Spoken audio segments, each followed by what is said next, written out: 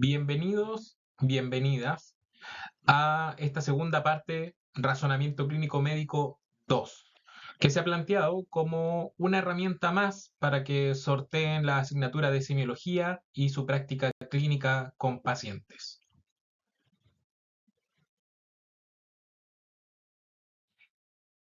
Como introducción, pondremos énfasis a los problemas de la medicina actual en esta era digital, en esta era de la inteligencia artificial. Y la respuesta es que cada vez pasamos menos tiempo al lado de la cama del paciente y cada vez más tenemos menos docencia de maestro a discípulo. Esto nos hace pensar si es que realmente logramos articular nuestros procesos de pensamiento o de razonamiento de una forma hábil y didáctica para traspasarlo de maestro a discípulo.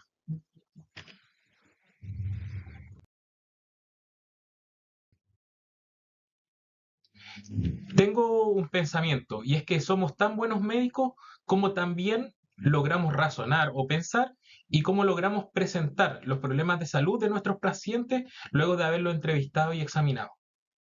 Es por eso que traigo a colación este pequeño video de una serie que me gusta mucho, ER, donde este personaje que es Carter, que es un interno de medicina, intenta hacer una de sus primeras presentaciones de paciente al residente de cirugía.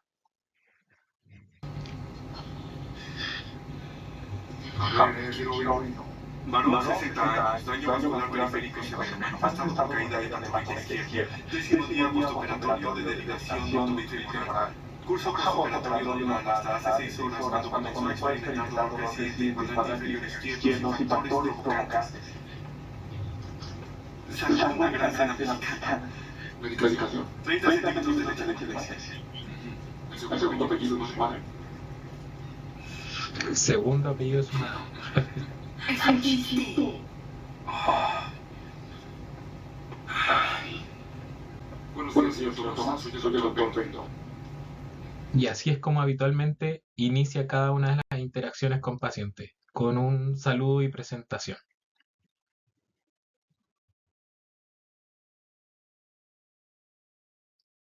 Bueno, la pregunta que nos hacemos a partir de esta asignatura o de este tema es que es posible aprender a pensar como un experto y es de ahí que nace el tema de razonamiento clínico. Recordemos cuando vimos la historia el año pasado del razonamiento clínico, desde que de este libro que se escribe Cómo resolver problemas médicos, un análisis del razonamiento clínico, escrito por Eilstein, Schulman y Spravka en el año 72.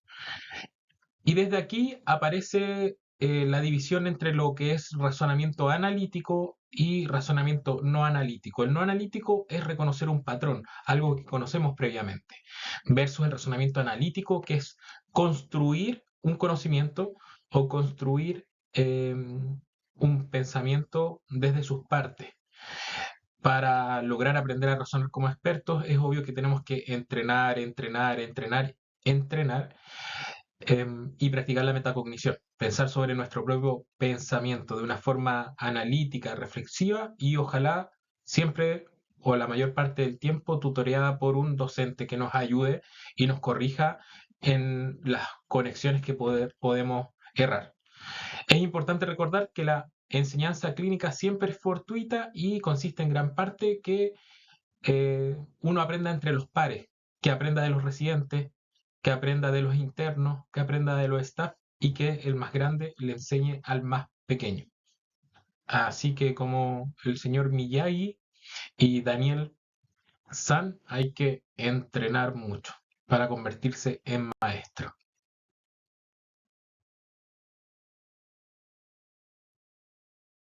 Y aquí una diapositiva del año pasado que espero recuerden.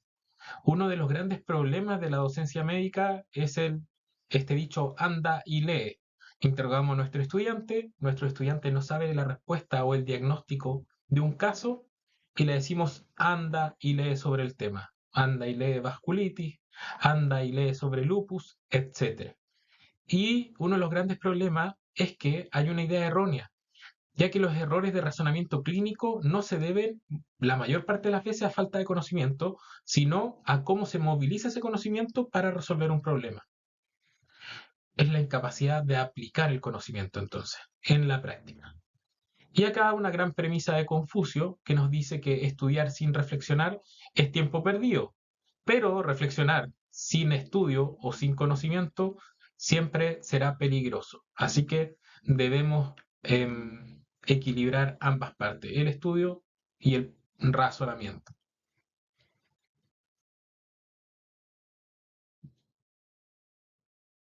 Es por ello que una de las partes fundamentales es aprender a razonar y dentro del razonamiento una de las cosas difíciles es saber resumir y sintetizar. Por eso cuando vemos algún tema o estamos en medicina nos dicen que hagamos resúmenes, que resumamos lo importante. Y recordarán esta diapositiva en donde empezamos nuestros primeros años de universidad subrayando o causándole ictericia a nuestros libros. Em,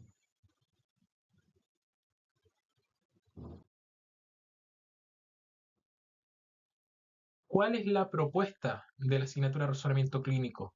La propuesta es entregar una metodología, entregar una estructura, un andamiaje para construir el raciocinio, para construir la reflexión sobre el diagnóstico. Y esto es a partir de organizar el conocimiento que han adquirido, realizar lectura activa. ¿A qué se refiere esto? A que mientras vamos leyendo, vamos inmediatamente llevando al contexto clínico. Construir enfatizando en la comparación. Si, por ejemplo, estamos leyendo un síndrome y queremos de alguna forma em, leer comparando, haciendo comparación, podemos comparar un síndrome con otro. Podemos comparar qué síntomas pertenecen a un síndrome y qué síntomas pueden repetirse quizás en otro síndrome y hacer que cuáles síntomas o signos lo hacen distintivo de uno u del otro. Construir haciéndolo accesible al entorno clínico, y esto es muy importante. Cada vez que vamos aprendiendo semiología o medicina, debemos ir llevándolo al contexto clínico, llevándolo a ejemplo con nuestros pacientes y con la experiencia adquirida de docentes que han visto más pacientes.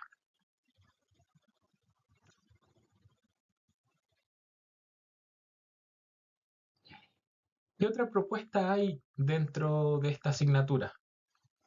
Uno es lo fundamental que es la semiología, y como tienen una asignatura de semiología, abordaremos bastante y utilizaremos bastante los libros que ya están ocupando semiología y que están disponibles online en la universidad, que es el Argente y el Goich.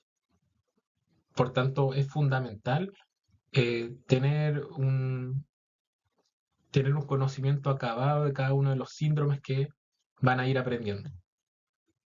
Aprender a leer verticalmente, comparando y encontrando similitudes y diferencias, así como características clave. ¿Y cómo se hace esto? En vez de leer, por ejemplo, las 5 páginas del capítulo de fiebre, usted lee el inicio de el primer párrafo del síndrome febril, ve si puede hacer alguna comparación con el siguiente síndrome respecto a similitudes y diferencias y va leyendo de alguna forma lo que se llama lectura vertical, comparando siempre para encontrar las diferencias y que de algún modo u otro nosotros en esta comparación encontremos lo que es semejante para que lo guardemos solo una vez en nuestra memoria y lo que es diferenciador sea lo que dentro de este esquema macro nos va a generar las distintas posibilidades. Importante que tenemos una memoria de trabajo y nuestra memoria de trabajo trabaja en pares y tríos. Cuando el cerebro le toca comparar más de 4 o 5 elementos, la verdad se hace muy difícil mantener la caracterización de cada uno de esos elementos. Por eso que tendemos que en nuestra memoria de trabajo a aprender números en pares o en tríos, así como se aprende en un número telefónico, así como se aprende en su root, o así como aprenden ciertos diagnósticos. Así que la idea es, ojalá, cuando organicen el conocimiento en esquemas de diagnóstico o en una estructura, organización de ese conocimiento, ojalá lo hagan en árboles que tengan 2 a 3 ramas de división de arbolización, de lo general a lo particular.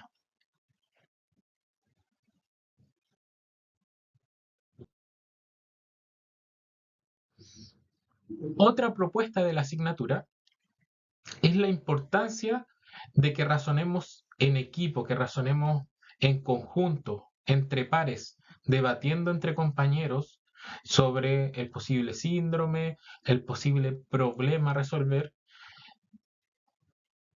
y por tanto esto lo vayamos entrenando en equipo. Que nos movilicemos entre lo que vimos los modelos de razonamiento clínico el año pasado, que nos movilicemos entre el sistema 1 y el sistema 2. Recuerden que el sistema 1 es el sistema no analítico, reconocimiento de patrón, el sistema heurístico, versus el sistema 2, que es un sistema más lento, que es el sistema analítico y que incluye el análisis reflexivo. Y la tercera propuesta es que a partir de esta discusión y trabajo en equipo, nos ayuden nuestros tutores, nuestros docentes, que así como Daniel San se convirtió luego en maestro y que aparece en esta serie de Cobra Kai con los otros dos maestros, retroalimenten desde lo que ha aprendido, desde su experiencia y guíen este proceso. Todo ello siempre seguido de las consideraciones éticas de discutir casos clínicos de pacientes que van a ser muchas veces pacientes o experiencias reales de nuestros tutores.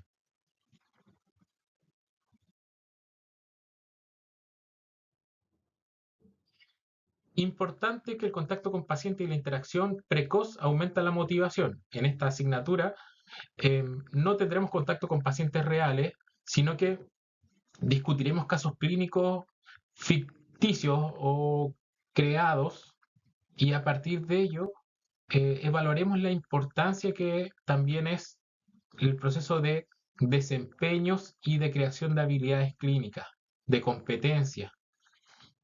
Y hablaremos de habilidades clínicas porque la búsqueda de esta asignatura es ayudarles a encontrar el centro de nuestro quehacer, que es resolver problemas de salud. ¿Para qué? Para conectar con nuestro paciente y con el equipo de salud.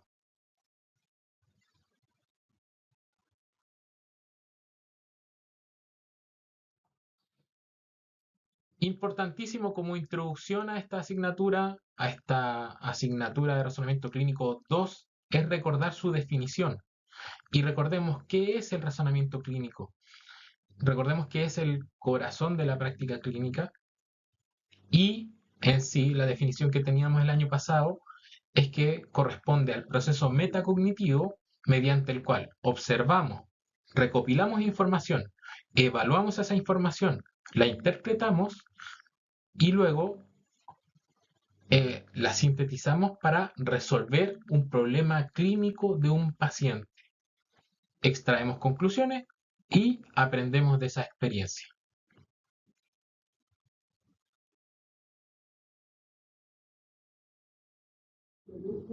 Razonamiento clínico 2. ¿En qué parte del programa de razonamiento clínico de la San Sebastián estamos?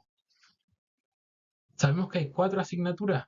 La asignatura del año pasado fue una asignatura teórico-práctica, más bien teórica conceptual, ya que no tenían prácticas clínicas. Pero este año, en tercer año, ya tienen prácticas clínicas, tienen actividades simuladas y ya estamos viendo semiología. Por tanto, en este razonamiento clínico 2, nuestro punto fundamental es ver y aplicar el razonamiento para optimizar la recolección de información y para construir lo que se llama la representación del problema. O sea, una precisa representación del problema, una síntesis que englobe en general todo el problema del paciente. Más adelante, en quinto y séptimo, veremos otras asignaturas de razonamiento clínico 3 y 4.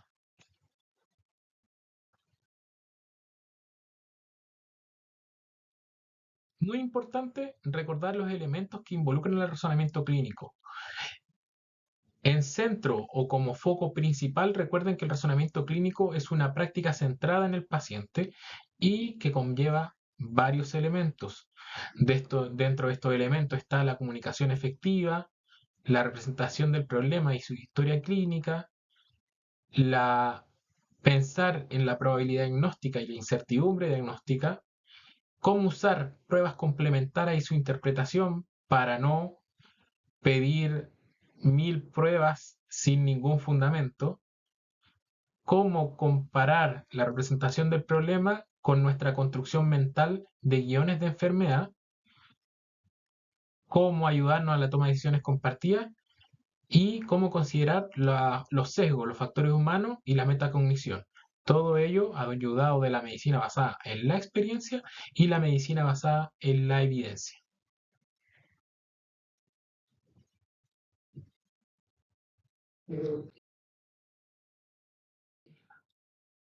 ¿Cuáles son los puntos centrales de razonamiento clínico 2 de todos estos elementos que acabamos de ver?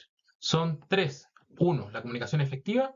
Dos, la historia clínica y la representación del problema, que es donde más trabajaremos con los casos clínicos que veremos. Y tres, el guión de enfermedad.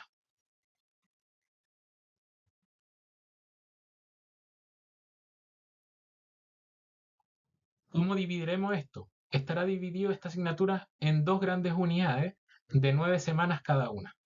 La primera unidad se llama Aplicando el razonamiento clínico para optimizar la recolección de información. Involucrará una clase o una videoclase sobre comunicación efectiva y el método clínico, algo bastante recordatorio de lo que vimos el año pasado. Una clase sobre la anamnesis guiada por hipótesis, o lo que yo llamo anamnesis dirigida, que es saber qué preguntas hacer respecto a un reconocimiento de patrón o una hipótesis inicial. El examen físico guiado por hipótesis o el examen físico razonado, que a partir del examen físico de pies a cabeza o el examen físico completo, razonar cuáles son las técnicas y cuáles son los hallazgos que tenemos que ir a buscar dirigidamente en nuestro paciente de acuerdo a la hipótesis planteada en la anamnesis.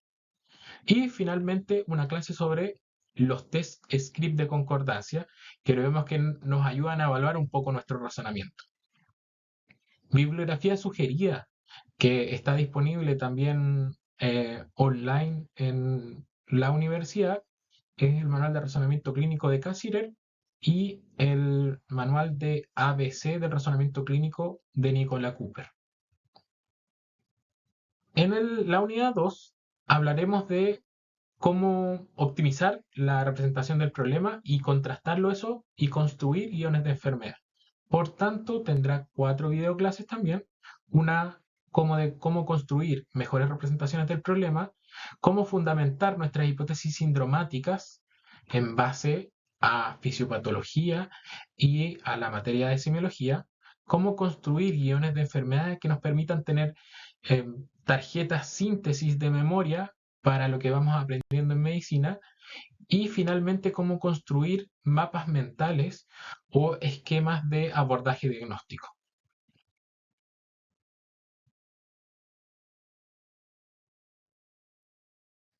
¿Y cómo se desarrollará esta asignatura? Se desarrolla mediante 6 casos clínicos que resolveremos cada 2 semanas. Estos casos clínicos son casos clínicos que vienen escritos en prosa en extenso desde el relato del paciente. A modo de ejemplo acá, nuestro primer caso clínico que será Juan Pérez y que más o menos en 6 o 7 páginas de texto nos relata su historia. En los primeros 3 casos pertenecen a la unidad 1, donde nos centraremos en identificar la información relevante, el motivo de consulta, a construir o reflexionar sobre la anamnesis dirigida para este paciente, el examen físico dirigido o razonado a partir de la hipótesis generada y construiremos algunos test de concordancia respecto al caso clínico. En la unidad 2 veremos otros 3 casos y aquí iremos trabajando sobre optimizar la representación del problema, o sea, una síntesis en una oración del problema de Juan Pérez, cómo fundamentar la hipótesis sindromática en base al oficio patológico y construiremos nuestros primeros esquemas de enfrentamiento diagnóstico para casos similares a los de Juan.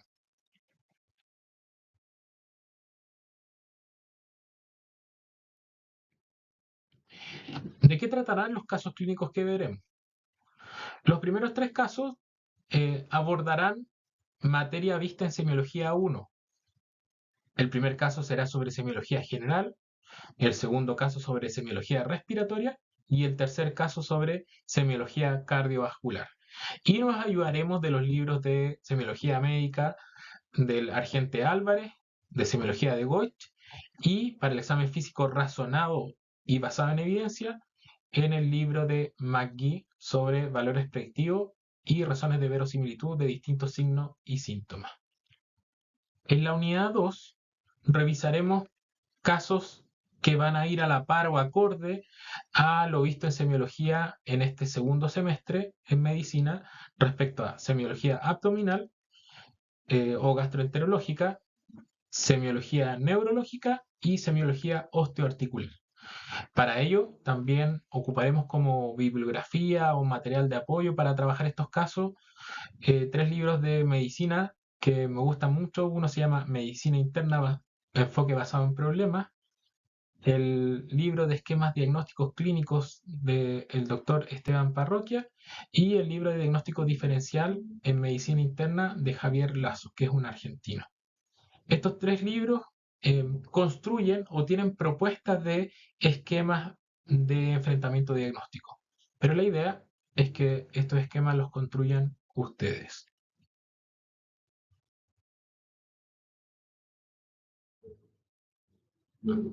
¿Cómo se trabajará? Se trabajará en grupos de 20 a 22 estudiantes, que estos 20 a 22 estudiantes se dividirán en 2 partes con su tutor, con un mismo tutor. ¿Cuál es la labor de ustedes como estudiantes? Es ser proactivo, es tener autonomía y generar trabajo colaborativo en el grupo. Por tanto, las actividades serán, primero, ver la videoclase, como la que estamos viendo ahora, estudiar la bibliografía complementaria o los papers que se envían de acuerdo al tema, reunirse con su grupo, en este caso el grupo de 10 estudiantes, a desarrollar la guía de trabajo planteada, que van a tener tiempo protegido para desarrollar la guía de trabajo, realizar una síntesis de lo que están aprendiendo en semiología y lo que le está siendo útil para resolver el caso clínico, y luego, en la sesión presencial, reunirse con su tutor a revisar dudas, preguntas y avances de la guía de trabajo. ¿Qué hará el tutor? El tutor se reunirá una vez por semana con ustedes, más o menos 40-45 minutos, a revisar los avances de la guía de trabajo, que debe estar resuelta desde la semana anterior, a retroalimentar si es que está bien el avance y a discutir el caso clínico respecto a cómo él lo abordaría desde su experiencia. Y al finalizar la sesión presencial, el tutor evaluará el grupo de acuerdo a participación, de acuerdo a asistencia y de acuerdo a cómo se ha generado esta discusión respecto al caso clínico.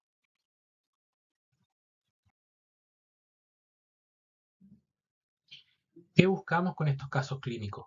Lo que buscamos es que aprendan a activar la memoria, que aprendan a organizar el conocimiento, para que vayan con un pensamiento que vaya siendo progresivo, inductivo, donde haya primero un reconocimiento de patrón, donde identifiquen desde cosas muy básicas, reconozcan algún síndrome idealmente. Eso les ayude a realizar la recolección de información y trabajen específicamente en esta asignatura en cómo hacer la mejor representación del problema del paciente. ¿Y esto cómo se hace? Se hace con transformación semántica, llevando grandes contenidos de información que pueden ser la descripción de un síntoma del paciente a lenguaje médico, a términos médicos que nos ayudan de alguna forma a sintetizar mucha información. Fundamental, como aparece en este esquema, es el conocimiento que vayamos adquiriendo en semiología, el contexto con el que trabajamos con nuestro paciente y la experiencia que nos va a brindar en este caso nuestro tutor.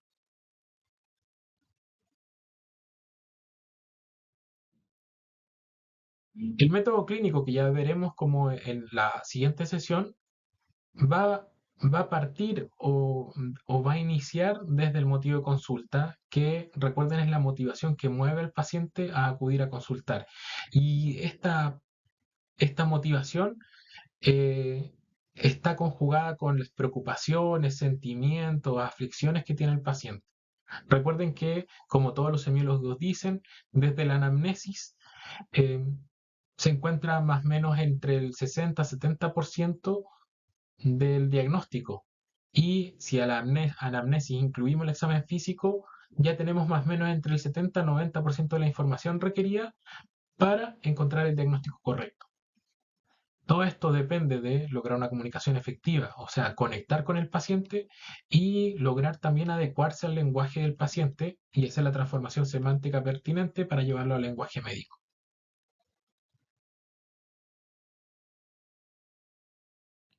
Recuerden que es la representación del problema y es término fundamental a trabajar en razonamiento clínico como constructo o parte del proceso de pensamiento. Recuerden que la representación del problema es la alteración biopsicosocial que presenta el paciente y que lo lleva a solicitar consulta. Depende de una excelente anamnesis dirigida y de un buen examen físico razonado.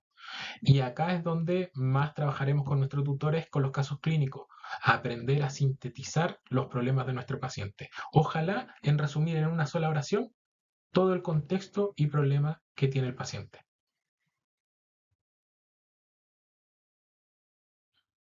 Recuerden que cómo hacemos ello, lo hacemos con transformación semántica.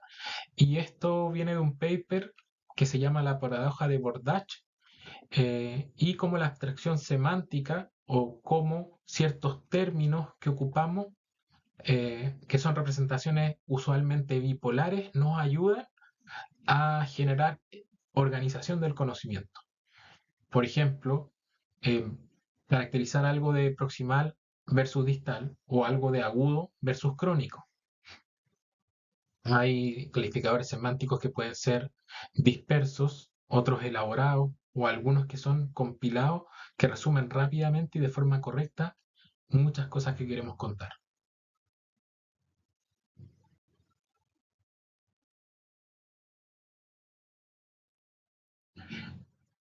El método, le llamo el método a una estructura de pensamiento o 4 preguntas que nos ayudan a generar la oración definitoria del caso o la representación del problema. Estas 4 preguntas son quién, cuándo, qué y cómo. El quién es nuestro puntapié de inicio a la presentación del paciente. ¿Quién es mi paciente? Y en el quién respondemos preguntas como la epidemiología y el contexto, la edad de mi paciente, el sexo biológico de mi paciente, las comorbilidades, su anamnesis remota entre lo que estén los antecedentes relevantes para la hipótesis y los antecedentes sociales del paciente. El cuándo, o responder a la pregunta cuándo, es la temporalidad del proceso de enfermedad del paciente por el cual está pasando. Y aquí el calificador semántico que divide las enfermedades en hiperagudas, agudas, subagudas y crónicas es muy útil para organizar el conocimiento sobre las distintas etiologías de enfermedad. El qué y cuáles son los síntomas y signos del paciente representan nuestro árbol de conocimiento sobre los síndromes, sobre la clínica, sobre la semiología. Y cuando ya hemos respondido estas primeras 3 preguntas o hemos presentado la respuesta a estas 3 preguntas de quién es nuestro paciente, cuándo es el proceso de enfermedad y qué es lo que representa el síndrome de mi paciente, habitualmente ya tenemos el 70-90% de la información para llegar al diagnóstico. Si aún así no logramos llegar al diagnóstico, es que tenemos que hacer uso o tenemos que pensar el cómo se genera su problema de salud. Y acá es donde viene a tomar gran relevancia los mecanismos causales o fisiopatológicos de estos síndromes.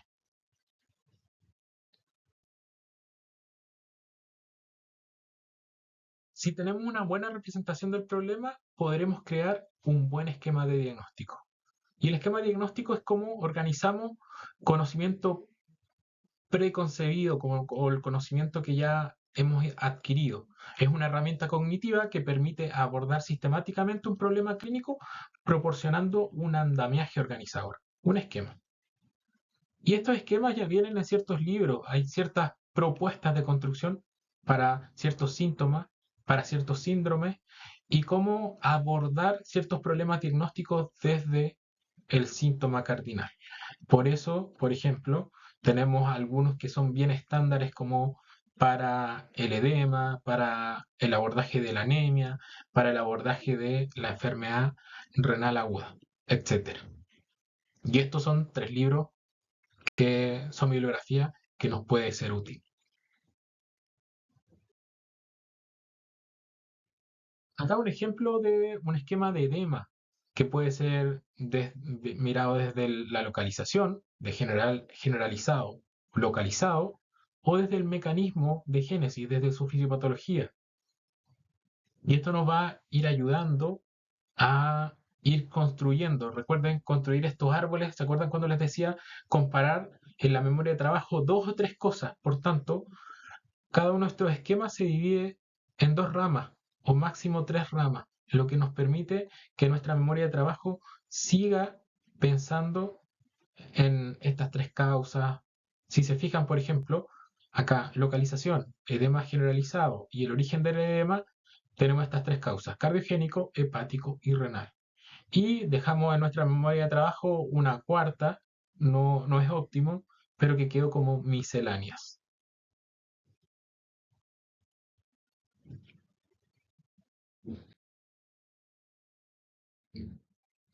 Finalmente, ¿qué son los guiones de enfermedad? Porque dijimos, debemos construir la representación del problema. Esta representación del problema nos va a ayudar a que luego busquemos, organicemos nuestro conocimiento para generar esquemas diagnósticos. Y los guiones de enfermedad es desde la etiología, desde el otro lado. Es un resumen mental organizado de un conocimiento de un médico. Por ejemplo, acá el guión de enfermedad de una neumonía adquirida en la comunidad, respecto a las 4 preguntas que respondíamos para construir la representación del problema: la epidemiología, el quién es nuestro paciente, el perfil temporal, el cuándo, los síntomas y signos, el síndrome y la fisiopatología.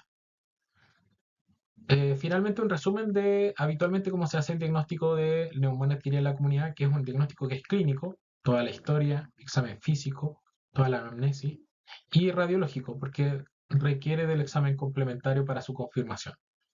Más adelante, cuando avancemos en razonamiento clínico 3 y 4, abordaremos los temas del estudio complementario, el diagnóstico diferencial, el tratamiento y las complicaciones dentro de estos guiones de enfermedad.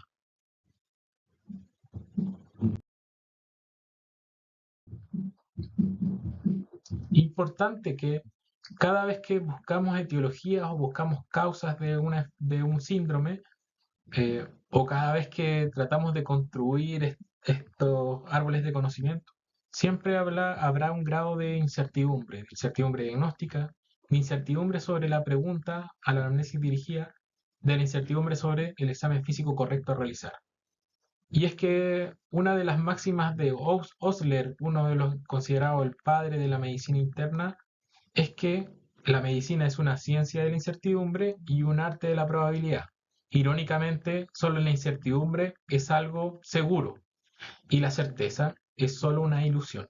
Por tanto, la mayor parte de las veces tenemos probabilidades diagnósticas o probables diagnósticos, no certezas clínicas.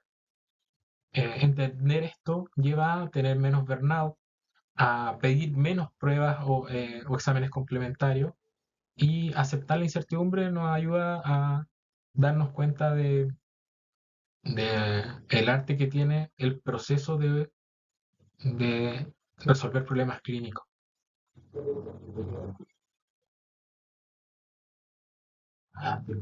Hay que ser entonces consciente de las categorías diagnósticas que tenemos muchas veces, de nuestra hipótesis. Y hay una propuesta de Lucy, que es una doctora que hace un curso de cómo resolver problemas clínicos, donde ella nos explica que podríamos dividir las propuestas o las hipótesis diagnósticas en 5 categorías. Estas son una categoría que es muy probable la hipótesis, una categoría que es probable, una categoría que es área de incertidumbre, una que es poco probable y una que es muy poco probable o descartable. Si nos movemos entre estas cinco categorías, entendemos cuándo debemos pedir un examen complementario y cómo ese examen complementario nos ayuda a movernos de una categoría a la siguiente, no saltar dos. A modo de ejemplo, si tenemos un paciente que tenemos muy alta probabilidad de un diagnóstico y hacemos una prueba complementaria para confirmar, pero esa prueba complementaria nos sale negativa, no nos descarta el diagnóstico, no nos lleva de muy probable a descartable, sino que nos lleva de muy probable a la siguiente categoría que es probable.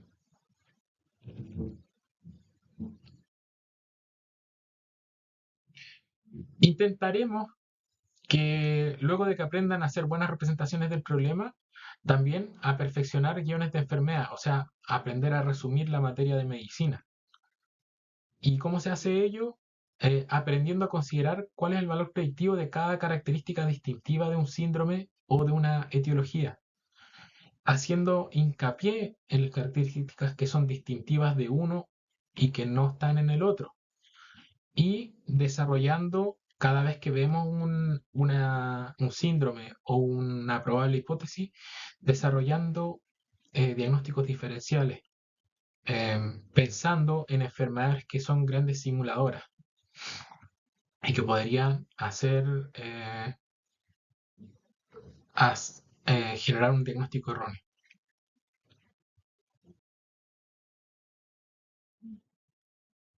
¿Cómo evitamos los sesgos y los errores? Esto es haciendo metacognición, preguntándonos si no hemos cometido errores durante el proceso de razonamiento.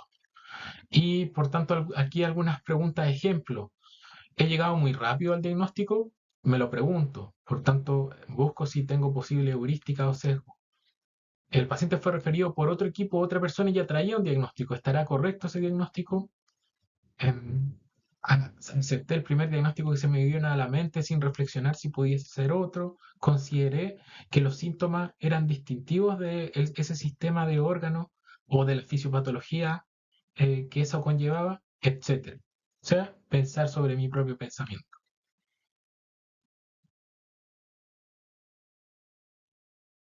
¿Qué buscamos cuando hacemos una asignatura de razonamiento clínico? Es generar estructura, es generar modelos, es generar esquemas diagnósticos y es evitar el error diagnóstico, que es una de las grandes causas de muerte en la población. Cuando vimos el año pasado, había un gran paper que decía que el error médico correspondía más o menos a la tercera causa de mortalidad en el mundo. Por tanto, es muy importante que aprendamos a razonar y pensar. Y que a partir de esto ustedes se conviertan en buenos solucionadores de problemas clínicos de pacientes, de problemas de salud, y logren coordinar entre el sistema 1 y el sistema 2, entre el razonamiento no analítico y analítico.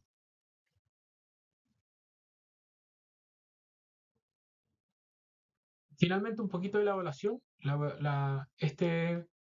Será un ramo con gran exigencia o trabajo a partir de los casos clínicos, pero las evaluaciones serán rúbricas diarias sobre la discusión que se hace con el tutor, una rúbrica que será del grupo. Obviamente, si alguien no participa dentro del grupo o alguien se ausenta, tendrá que hacer alguna tarea o algún trabajo equivalente para subsanar esa evaluación. Em, Evaluaremos también en la segunda unidad cómo construyen y elaboran los esquemas de enfrentamiento diagnóstico y los guiones de enfermedad. Y acá el trabajo PESA que será en grupo requerirá que ciertos guiones de enfermedad se vean preparados de forma en pareja o individual y ciertos esquemas de enfrentamiento diagnósticos diferenciales sean divididos entre el grupo. Habrá una solemne que será en base a preguntas de selección múltiple y a los test de concordancia, que será al término de la primera unidad, en la semana 9 de la asignatura. Y finalmente, eh, tendrán una suerte de ECOE virtual, o sea, casos clínicos ficticios que irán respondiendo preguntas respecto a razonamiento clínico y respecto al enfrentamiento del caso. Que esto se sacará, obviamente, de lo que han ido elaborando y contestando de los casos clínicos, los 6 casos clínicos que verán en esta asignatura.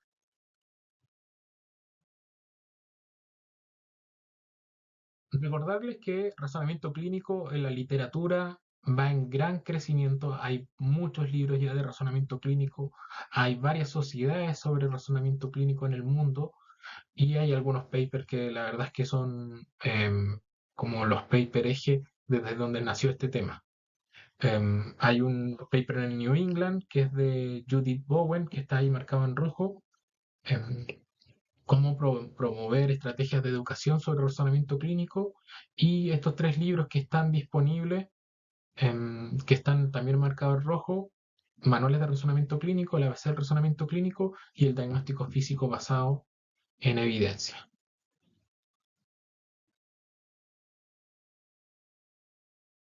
Recuerden que pueden encontrar más material de estudio en cada una de las sociedades. La primera, esta que está acá, es una americana, y estas 2 que están acá son 2 sociedades europeas.